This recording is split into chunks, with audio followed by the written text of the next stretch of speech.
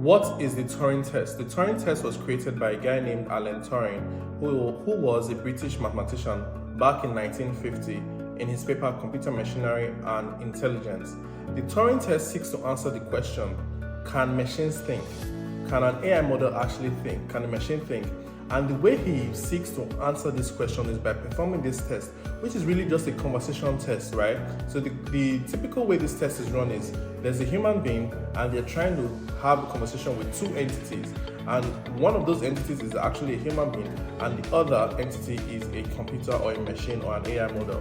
Now, during the course of the conversation, the person is supposed to, or the human being on the one side of the equation, is supposed to be able to ascertain if they're talking to the machine or they're actually talking to the human being, right? So there are two entities, one is a human being and one is a machine.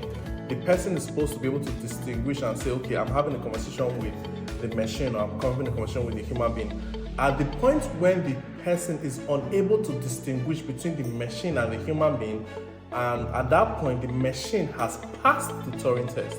On the flip side of the equation, at the point where the human being is able to accurately say this particular person or this particular entity was the machine, at which point the machine has failed the Turing test. So the Turing test is more like a test of conversational skills, right, between a human being and a machine. And at the point when a machine can actually have a conversation with you and you're unable to distinguish the fact that this is a machine, or you're unable to ascertain that this is actually a machine, you think it's actually a human being that you're talking to, meanwhile you're actually talking to a machine. At that point, the machine has passed the Turing test. So think of it like this: you go into or you're calling a hospital, or you're calling a business, or you're calling a bank, and when you're calling the bank, you're actually talking to an AI model, and this is going to happen in future.